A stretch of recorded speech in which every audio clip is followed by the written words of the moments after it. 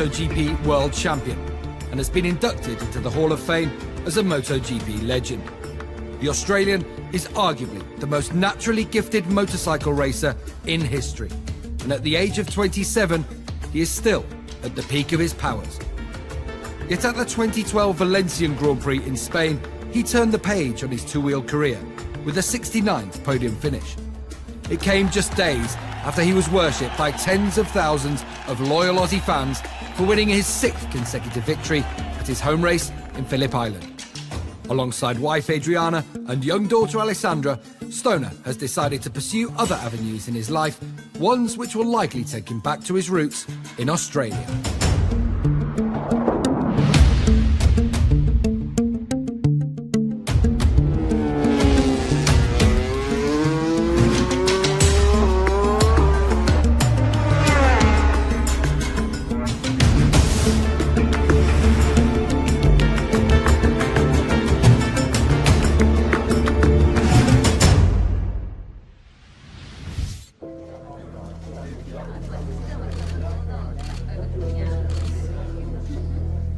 I was in the press conference in Le Mans and have a lot of rumor about this, but I never trust. I say, it's just rumors.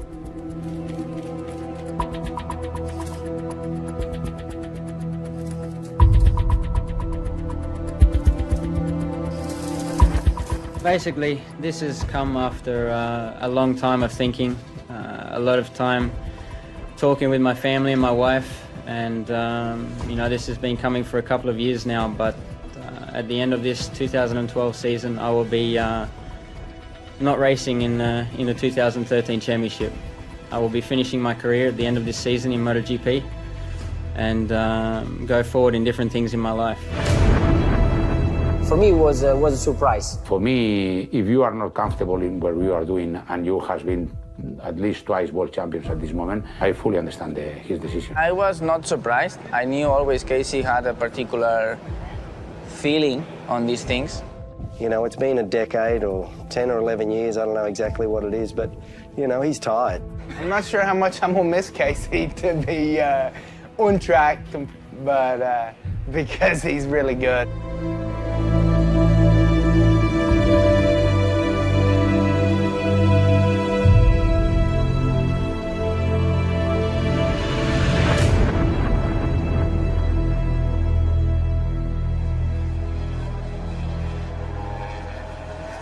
Here comes Casey Stoner. He's the fastest rider on the circuit. This is absolutely superb stuff.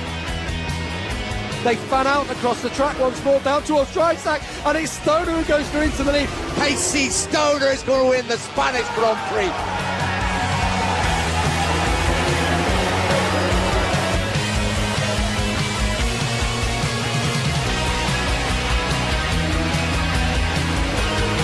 We come through, and he's through at the Honda Hyder, in fact, flat out in 6th gear. He's finally decided to make his move. Casey Stoner has taken full advantage here at Assen and wins the TT. Here comes Stoner now, through he goes into turn 3. Casey Stoner, he's going to be alongside him down the straight. He's going to try in turn 1 again. He's only gone and done it. Amazing. Wow. Casey Stoner's 4th Grand Prix victory of the season.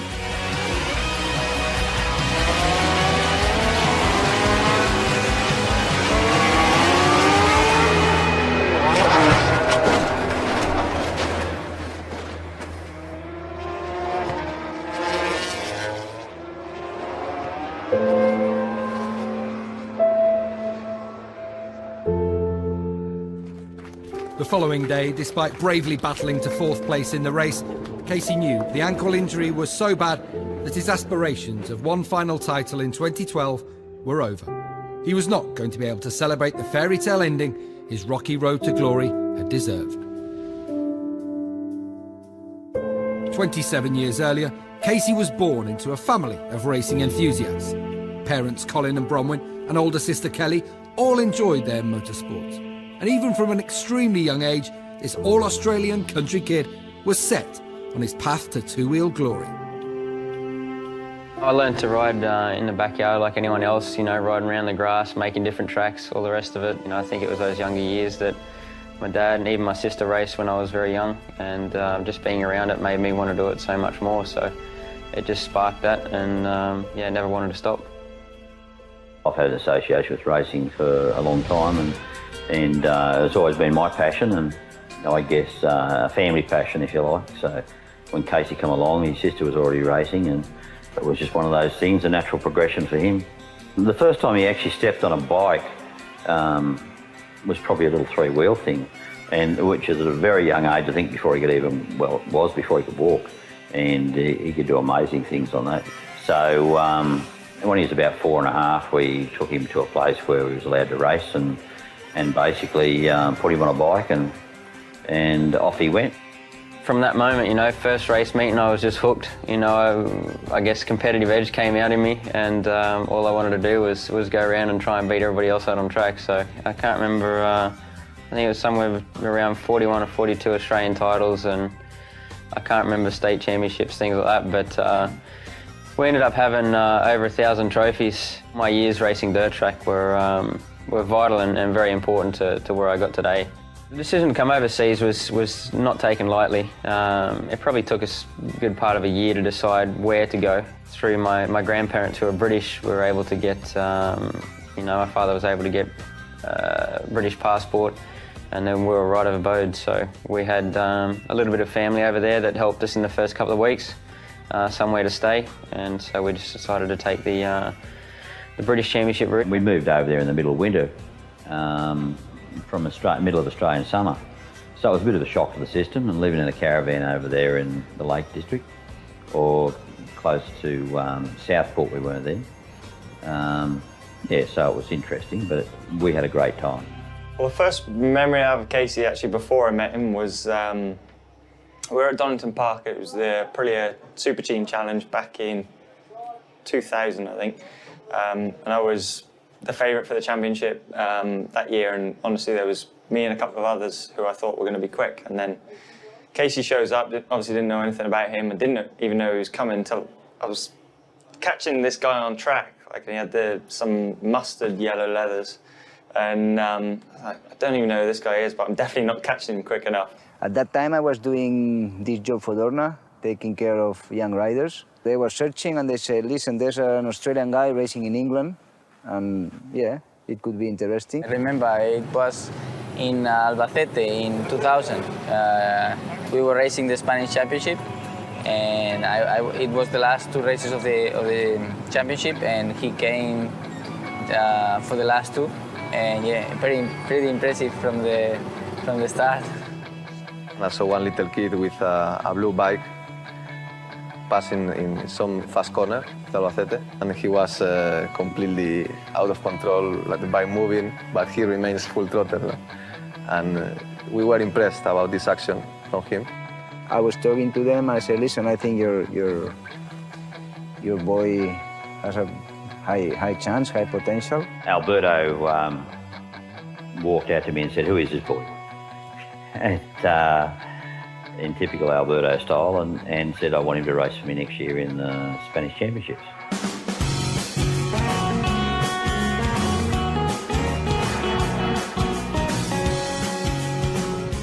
He came to Spain and he was super fast initially. Not so much experience. We gave him a good bike, and yeah, we put him a good package there. And we finally could not win the title because we had some problems in some races, but he was the fastest rider out there for sure. From there, Alberto, you know, took us on. You know, slowly learnt throughout that year the Spanish Championship. Won a few races and you know, got ourselves up the front. So it was that year that we did British and Spanish Championship was really made or broke my career in those early years. And you know, we did a great job in both, finished second in both. We missed 5 rounds, I think, of the British Championship to compete in the Spanish.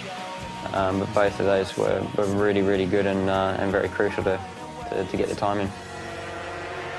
Because they decided to race here in Spain, I proposed them to stay here in this environment, which is my father's house.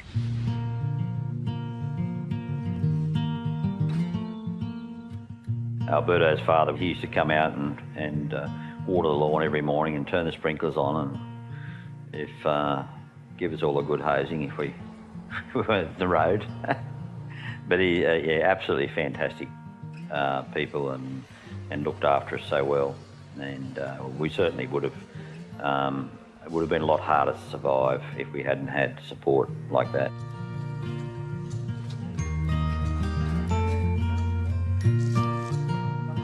Año y medio más o menos, o casi 2, que estuvo Casey aquí. Eso vino porque Alberto conectó con el padre o con él, no lo sé.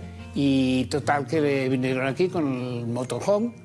Y luego vino un segundo motorhome y estuvieron aquí viviendo en el jardín de aquí frente del garaje durante ese año y medio. Y muy buenas personas, muy simpáticos, muy educados.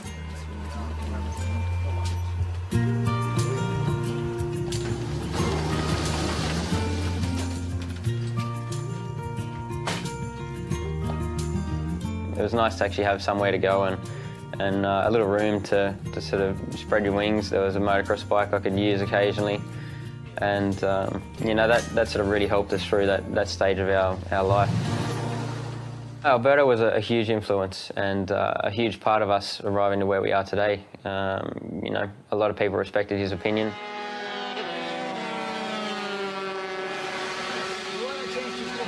I remember after that year, I went one day to Carmelo. I said, listen, this guy is super good in my opinion.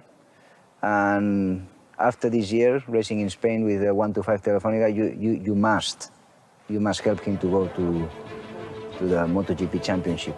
He talked with Alberto Puig, and Alberto said, yes, no problem, this kid will be fast anyway.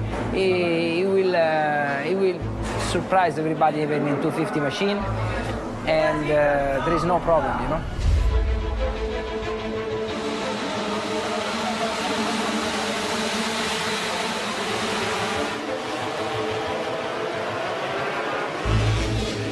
He wanted to discover his limit as fast as possible, and after some big crash in the first part of the season, then he really did a very good job already in his first year in the World Grand Prix in 250 category. He made mistakes, but he learned from his mistakes, and he was always prepared to push the limit, where other people aren't prepared to push the limit.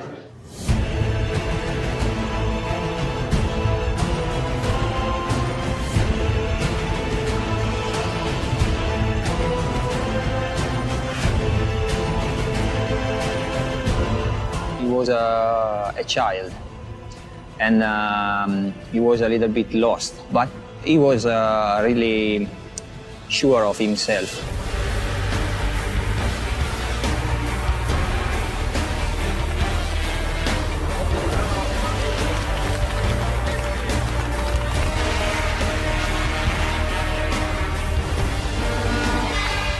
Yeah, in the last 2 laps, I think maybe I can win, but Alex in the last corner comes underneath me and I struggle to get second place, but I'm happy.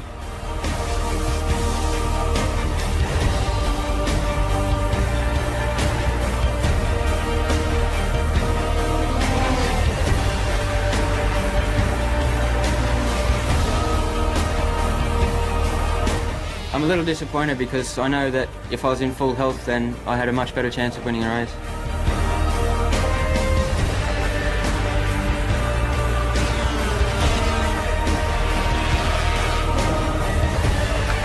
I think I just need a little bit more speed so I could be close to the braking mark in the last couple of laps. So a little bit disappointed again.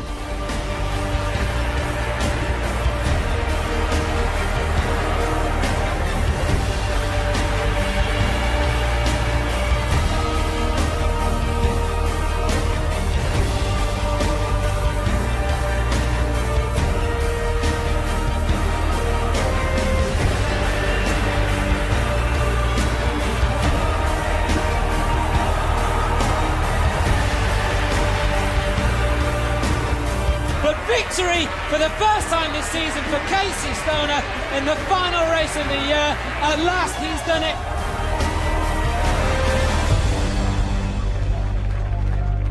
For sure KTM was a very competitive bike in that period. Also he had a good offer with a good plan for the future. together with his father, we decided was good for him.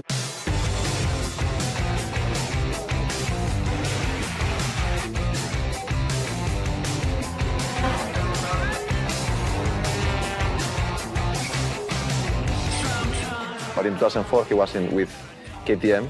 I was still with Derby, my last year in 125, and we were fighting a lot of races for the victory.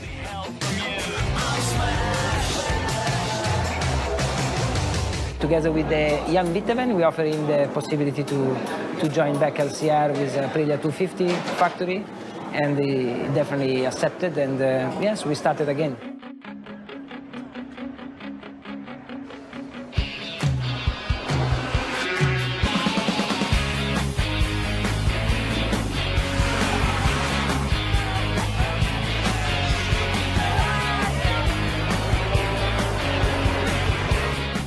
When you are talking about this, you are talking of, in my opinion, the most talented riders that have been in the last years, no? Which is Casey and Danny, or Danny and Casey. Every race weekend was tough.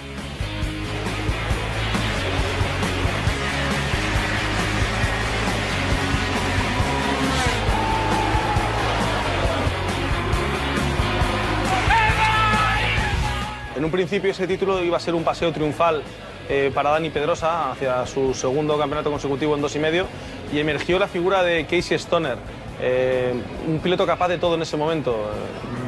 De hecho ya se le empezó a llamar también Rolling Stoner, ¿no? Por la facilidad que tenía para irse al suelo, pero al mismo tiempo tenía una facilidad increíble para ganar carreras cuando nadie contaba con él, ¿no?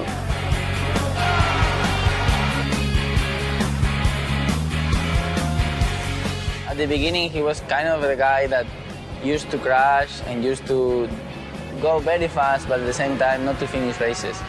And by that time, he started to understand to finish races was more important, you know, and then it's when he stepped it up a little bit and became even more rival for the championship.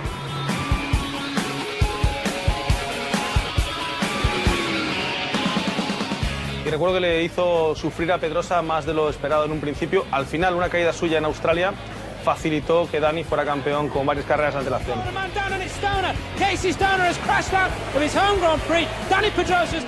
We did all we could. We made a mistake in Phillip Island, which lost us the championship. But again, we proved what we could do. Won a lot of races that year, and you know, had a fantastic battle with Danny. So it was that really paved our way for our opportunity in MotoGP. I don't think anybody was really looking at us or paying any attention before that.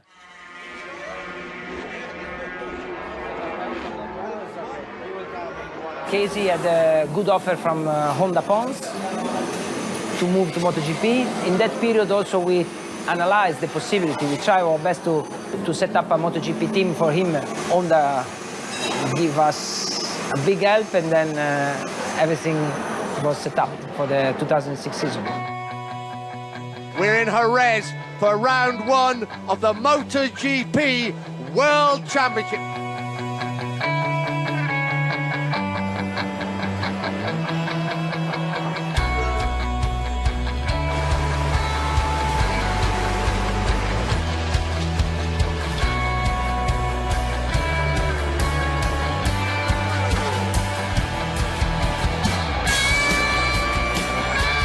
Have a look out for Casey Stoner. Casey Stoner has taken 6th place from Shinya Nakano.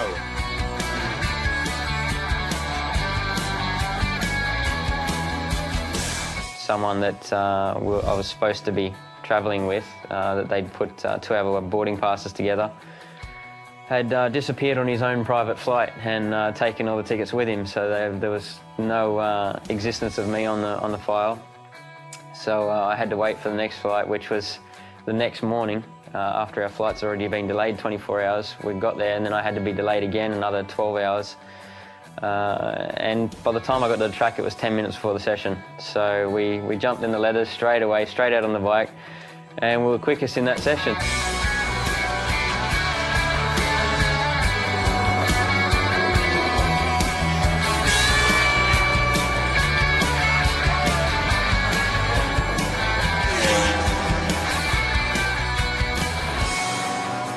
wouldn't expect to be up here for at least a couple of years, you know, in the MotoGP class. But all weekend, you know, the teams worked perfectly, and we've had a really good setting. So it was just a matter of putting a qualifying tyre in, and you know, we managed to pull off a pretty good lap.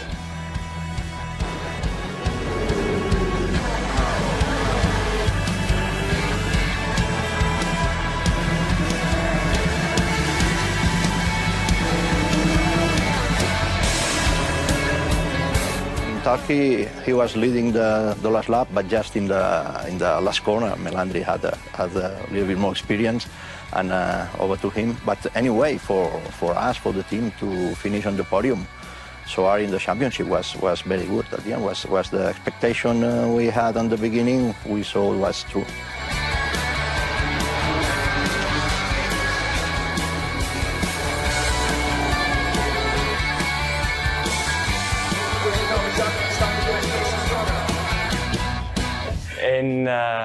In Le Mans 2006, his first year in MotoGP, they changed the circuit, they changed the first corner, and Casey was never one for going around the circuit on a Thursday.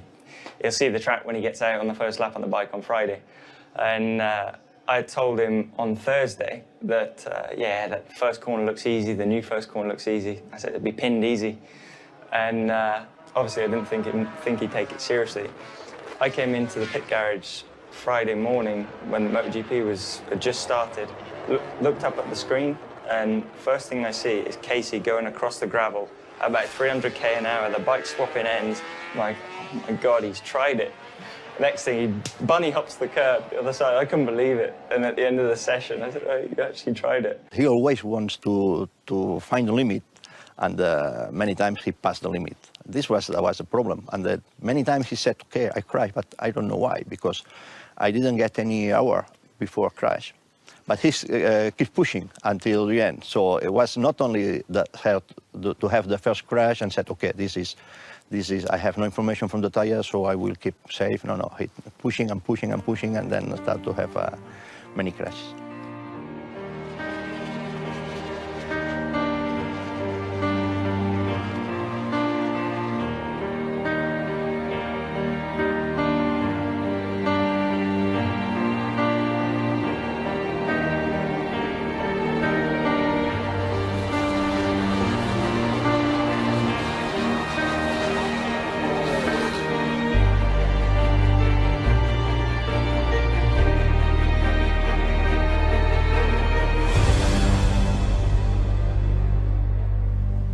Just prior to making the decision to go to Ducati, there'd been a lot of discussion with Yamaha, and we'd actually made a decision to go to Yamaha.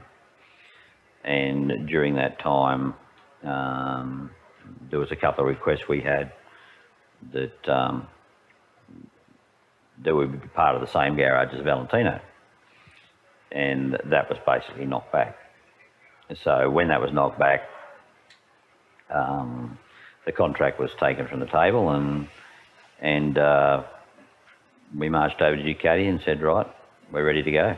At that time there was the Honda 1000, that was probably a perfect machine, developed after 5 years or something. The Ducati 800 was a brand new bike with a totally different engine, much more picky. So Casey's first test on the bike was not like, wow, I'm so happy. It probably was different. But already in Qatar test before the race, it was clear that it was a good combination.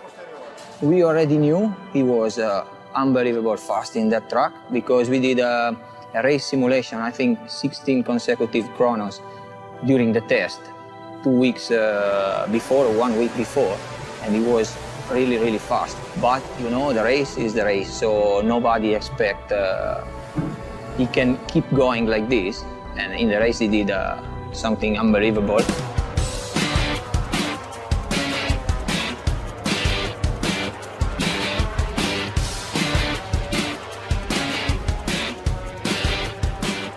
At that age, we had a big advantage in top speed, especially comparing Yamaha. And so all these things maybe could help him, but for sure his talent was the main reason why we won so much.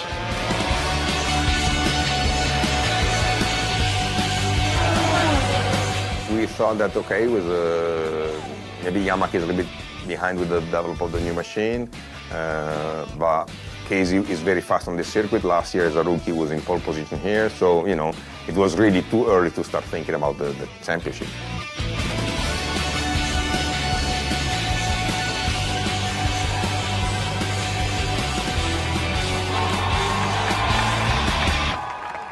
Can't really say much else, you know. Ducati's been perfect. You know, we've had a couple of problems over the weekend, but they've all been resolved, and you know, the whole team's just working great for me. You know, Bridgestone tyres to do the fastest lap of the race on the last lap. You know, they've got to be pretty damn good. So I'm very happy with the way things are going for me.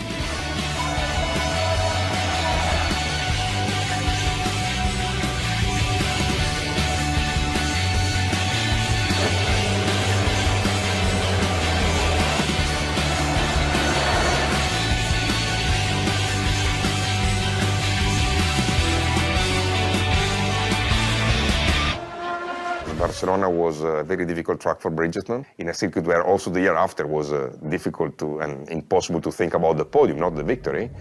Casey won.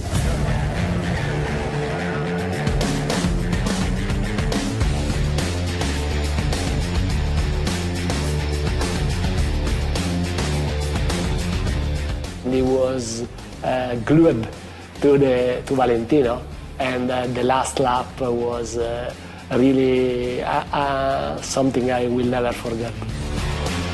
Rossi up the inside, round the right-hander. That's an incredible overtaking manoeuvre from Valentino Rossi. The race of the season, perhaps even the race of the decade.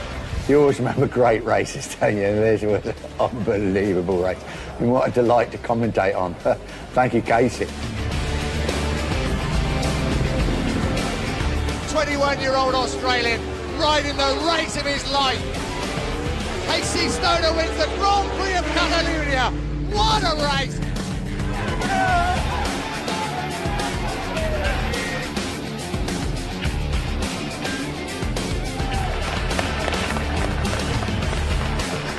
It was an awesome race. It was very fun, and definitely a lot of overtaking manoeuvres.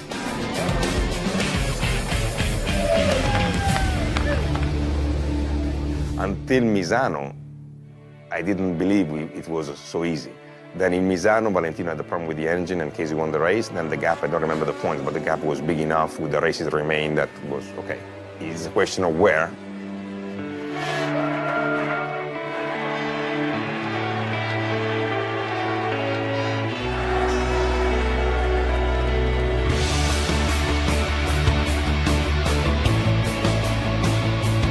Casey Stoner could clinch the world title here in Japan. And a rare smile from Casey Stoner. Had a real tough time in qualifying. Casey Stoner's mum and dad are there. Colin and Bronwyn, that's his trainer in the middle. What a day for the Stoner family from New South Wales. They could be celebrating another world title for Australia. We don't realize that day what we have done. You need sometimes to understand that.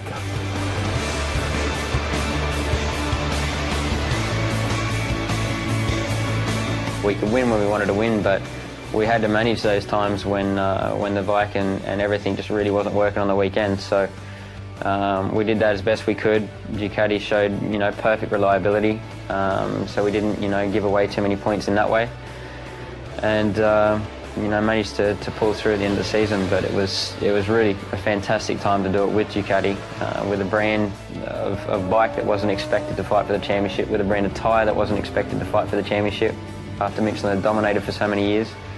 And you know, it actually felt really nice, even to this day, to actually pave the way for Bridgestone to where they are now. I think is a lot to do with myself and, you know, my team doing the job that we did. 彼と、ドゥカティの速さが非常に際立った年でしたし、我々も一生懸命いいタイヤを開発して、みんなで、取れたタイトルだと思います。幸いにも茂木の日本グランプリで、タイトルを決めることができまして、本当に我々としてはですね、ケイシーのことは、忘れることはできない、日本グランプリの一瞬は非常に印象的でした。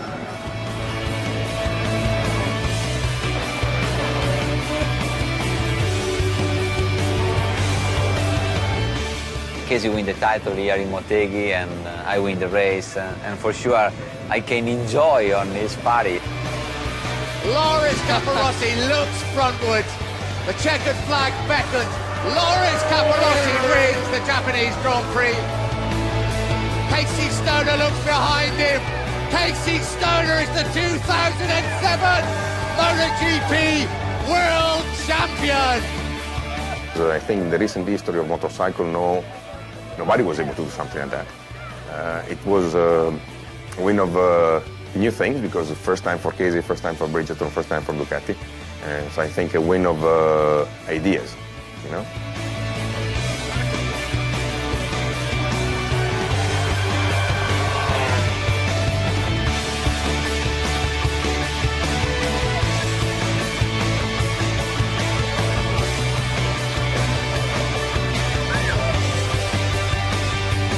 Also was very important that European brand was winning the championship since until many years after the last victory of MV Agusta. Then this was really amazing, was very good, and without the talent of Casey this was not possible.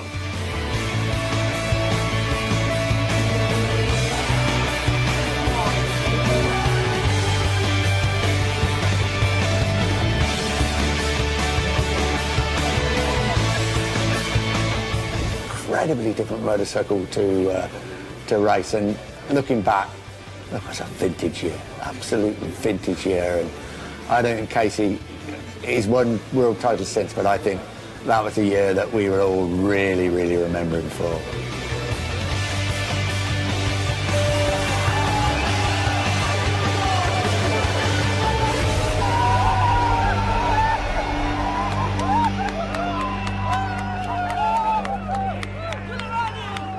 For Casey to turn up on a Ducati, which it was well known to be difficult to ride, and just to make it look like it was easy, really kind of had myself and a lot of people asking the questions, has the previous riders not been good, or is Casey really special?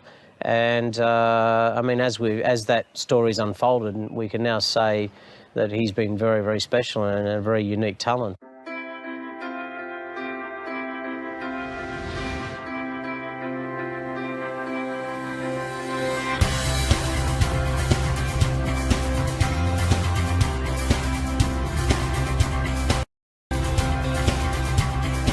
Going there as champion and you know, having the amount of people that we did there was fantastic, and the amount of people below the podium after we won that race was just awesome. So I had an absolute ball that day.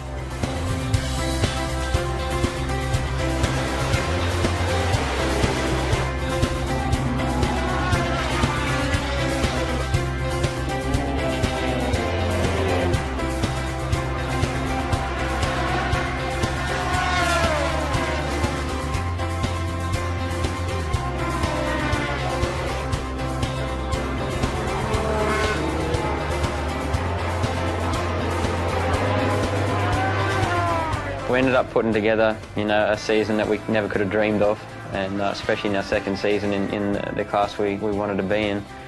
And you know, it's still a little bit hard now to look back and, you know, sort of have to pinch yourself and realise that it did happen. What a homecoming for Casey Stoner. He has won the Australian Grand Prix here at Phillip Island.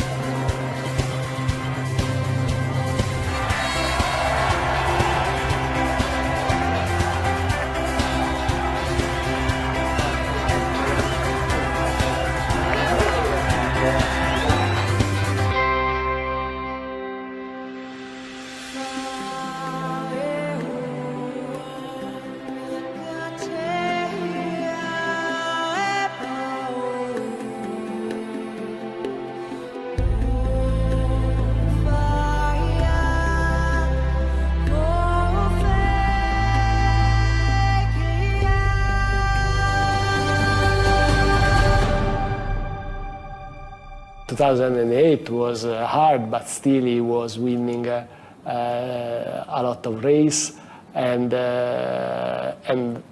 all the others grow up, and for sure was more difficult to fight for the victory. In 2008, Stoner picked up where he left off a year previously by winning the opening round in Qatar.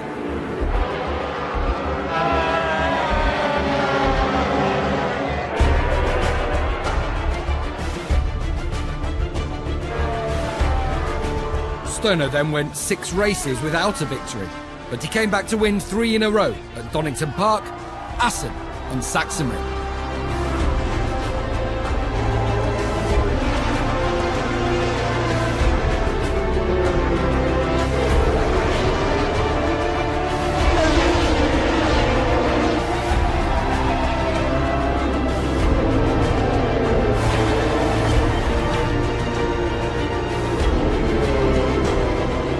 Stoner was back in the title hunt before the series moved on to the USA.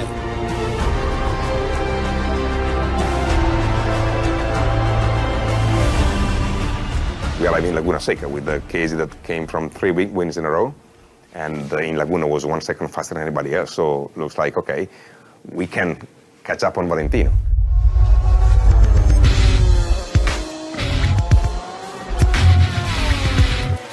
Casey Stoner, and Rossi comes straight back at the corkscrew. We haven't seen action like this as Rossi runs off track and pushes Stoner wide. What amazing stuff here. Valentino Rossi and Casey Stoner duking out. They're doing so in the championship, and Stoner almost tries to go around the outside at turn 10. This is unbelievable.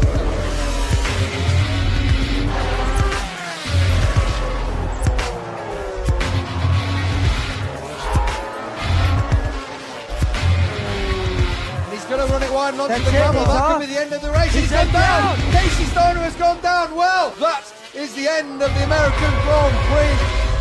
Valentino is a master of getting into people's heads and winding them up, and there were lots of things, not just the pass in the corkscrew, but there were a lot of things about that race that infuriated Casey.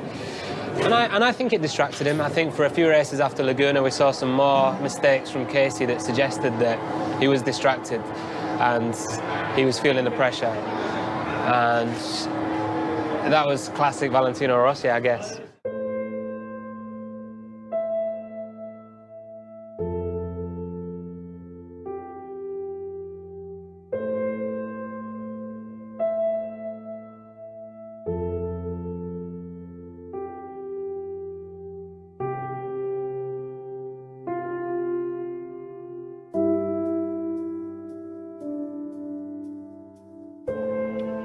Whether in the mind or not, the crashes meant he wouldn't retain his title. And the problems continued into 2009, but this time they were physical. I think the first issue really came at Mugello, and he looked particularly ill, and I know he was vomiting his helmet and feeling quite ill and didn't do so well. And then again at Barcelona.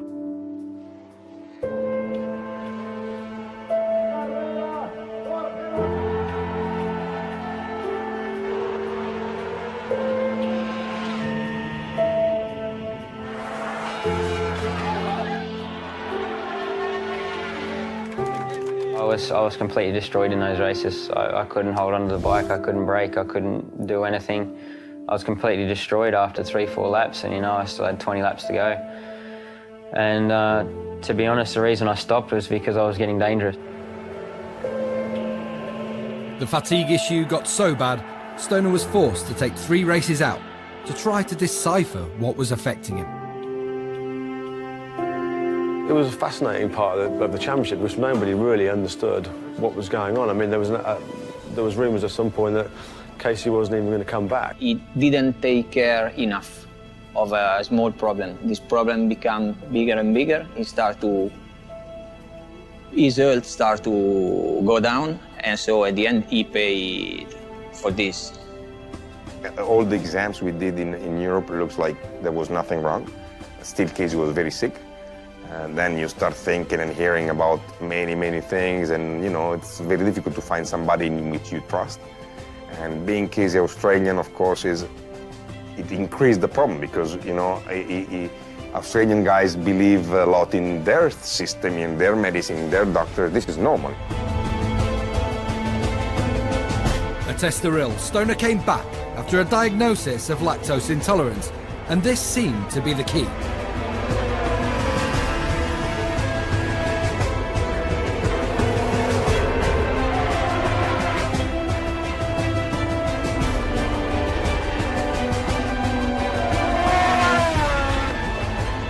I was very happy when Casey came back in Estoril. He finished on the podium and then won in Sepang and in Phillip Island. It proved that the move was difficult, but the right one. So it's been a difficult time, but at the end of the day, I think we did the right one.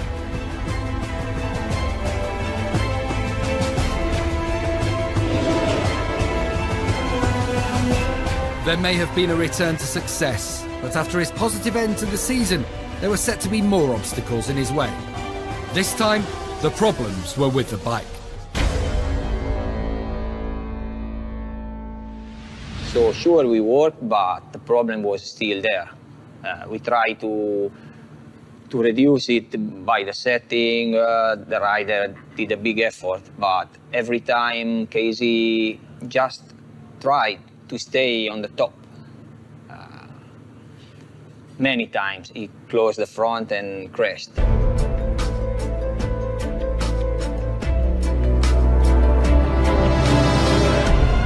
These front-end problems were clear right from the very first race in Qatar, and they caused frustration across the board.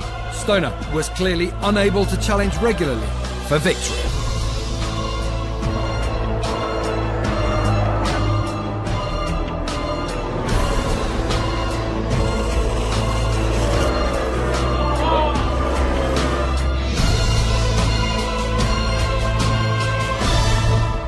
The relationship between Casey and Ducati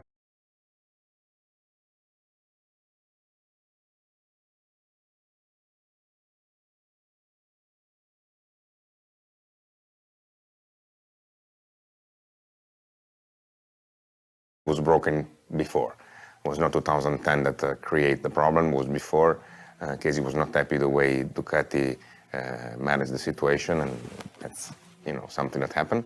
It's when even the people from the factory that I was riding for were doubting it, and they weren't supporting me, they weren't being there for me. That's when it really shocked me and surprised me that after all these years and all the things we've done together, in a strange way, that was the starting point for where we are now, and towards the end of my career. Like Ducatista, I was sorry for that. But because I like Casey a lot, I think he had the chance to win 2 championships, one with us and the other with Honda. So he has different, so yeah, it's something he deserves.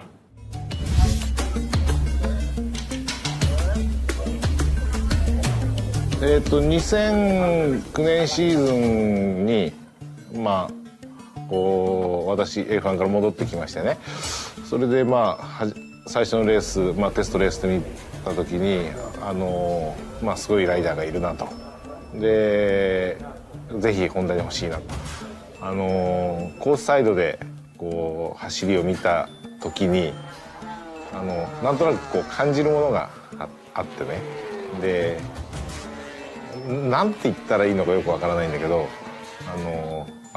こいつだっていうそういう感じでしたね。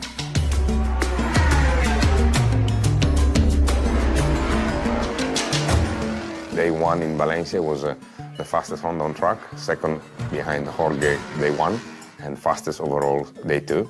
So it was really an unbelievable debut. I think I was the first guy to advise Honda in 2006 that they should sign Casey Stoner because he was very fast. He came and he did the job and he won the title.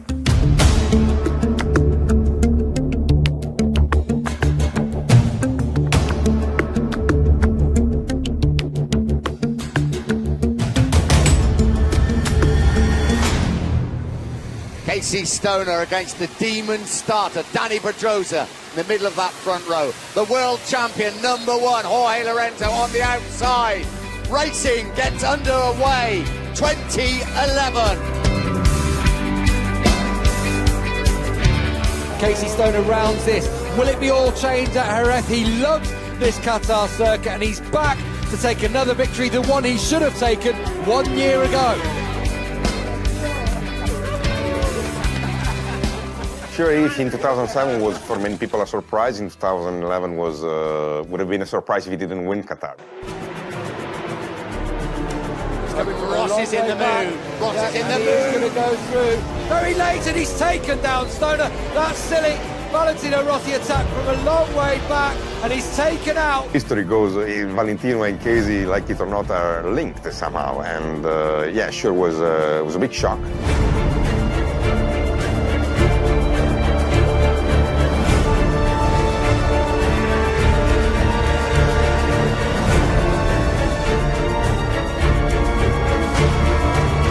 Things that in the race always happen, and after the race I want to go to him because I did the mistake, but what he said to me I don't like very much.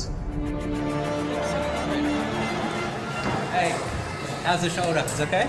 Is it okay? You have some problem with the shoulder? I was making a mistake. Yeah. Obviously your ambition outweighed the talent. Ambition was more than the talent. No problem.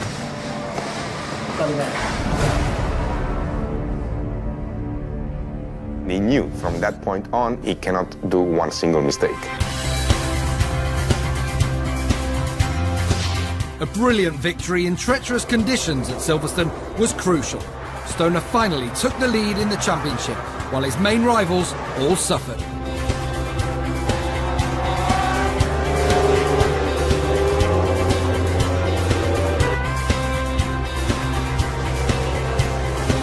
I've never seen anybody ride in the wet like that. I thought his performance at Silverstone in those conditions was quite unbelievable.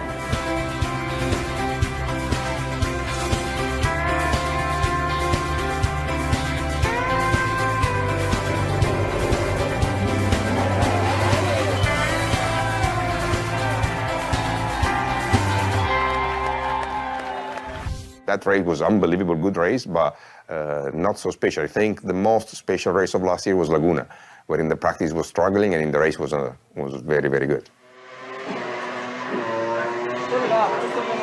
Okay. Sure, it's not correct. I don't know if the foot take is a little bit more spread or something. Until the end of qualified practice, we were back half a second. So as we did in 2007 in Barcelona, we had to change something big to make a big step forward. And at the end, Casey did it in the warm-up and surprised everything again. And for me, for the other rider, this kind of surprise was not so good. They didn't appreciate so much.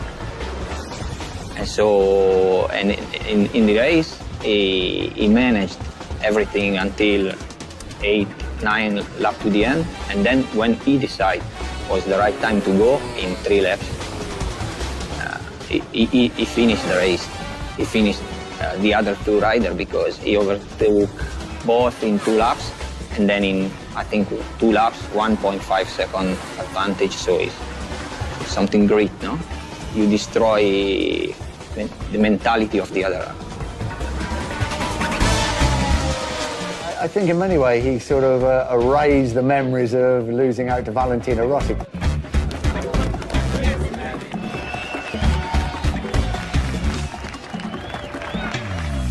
On his 26th birthday weekend, Casey then headed to his home race, where he had won for the previous 4 years. He had just an outside chance of clinching the title. That was until the morning warm-up. Oh, big moment for Lorenzo. Lorenzo goes down. Well, this could be crucial. There's no way, you know, really going into it that I thought I could win the championship, and unfortunately Jorge crashed in the morning and hurt himself, and you know, that left the door open for me to clinch it that day, you know, with a result that I didn't really you know, need to get. I didn't need to win the race to win it.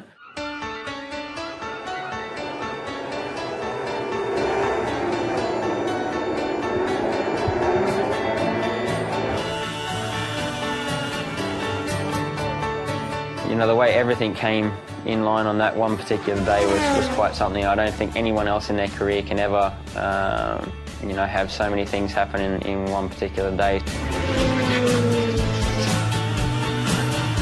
Casey Stoner wins the Australian Grand Prix, and his triumph the 2011 World Champion. It was a great day for everybody, for him for first. I think after many years pushing so hard, when confirmed to be a champion at home with all the fans and in his birthday day, I think was great for him and for all the rest of the team. Well done. いろんな人にいろんなチャンスがあると思うけど、なんていうかな、ケイシーは速いしね、すごくストロングなんだけど、なんか持ってるなっていう感じがしましたね。でもチャンピオンをまず間違いなく取れるだろうと思いながら実際にそのチャンピオンになりましたってなんと現実になった時っていうのはやっぱりなんか嬉しいっていうよりもなんかホッとしたっていう感じがしましたね。It is an immense feeling to do it here in front of your home crowd, even though you try and play it down. You know, everyone loves to do well in front of their home crowd, but to secure everything and as you say, even on your birthday, you know, there's no better birthday cake than that, is there?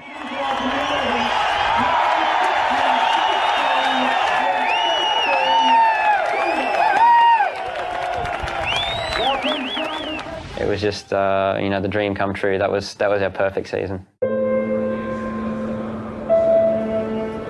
It's round 11 of the MotoGP World Championship. We're at Indianapolis. Casey Stoner starts from the second row of the grid despite those fractured bones and ligament damage to his right ankle. The lights will go to red and racing is underway now.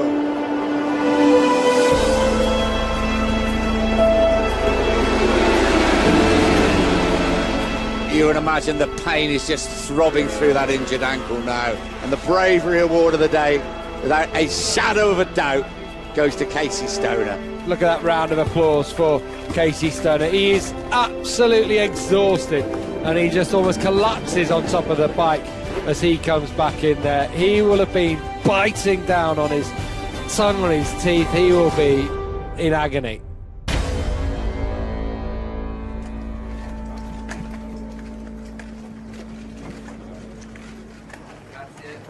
The worst thing to do would be to keep going on it, keep riding with it. And the best thing to do would be to get back and have surgery as soon as possible. So that gives us the quickest recovery rate before the end of the season, and hopefully we can get back. Io non parlo di eventuale vittoria Phillip Island, parlo di sicura vittoria Phillip Island. That'll be the legend. If he goes undefeated, if he's 6 consecutive victories in Phillip Island, he'll be Mr. Phillip Island. I think one last win at Phillip Island will be the perfect way to end his career for him. Victory in Australia is going to be quite tough. You know, we've come back prematurely with this ankle. Tough maybe, but there was only one thing the adoring Aussie public had in mind as a record crowd flocked down to the island to see off their hero.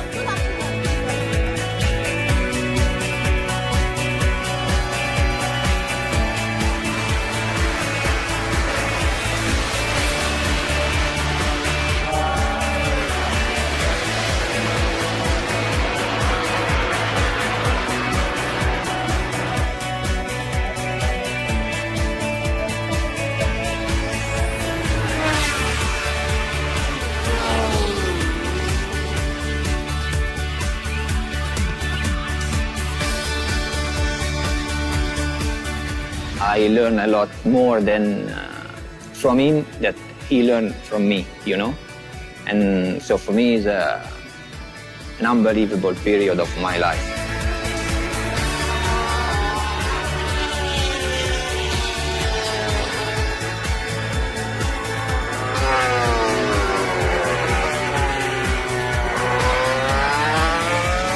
One of the most exciting motorcycle races I've ever been privileged to watch.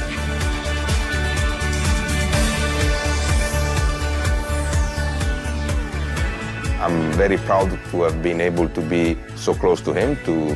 I hope I did something good for his career because he deserved it. And he's a guy that will remain always in my heart, for sure. He have a different riding style compared to the others, and is one of the first of the next level. You know what they say is the next riding style. 2 world titles is a lot more than anybody ever achieves, so I think he'd have to be extremely happy with his place in motorcycle history, and can rest easy at night knowing that he was one of the fastest ever. We'll remember him as a pure talent, a rider who loved to open the throttle and to control the bike.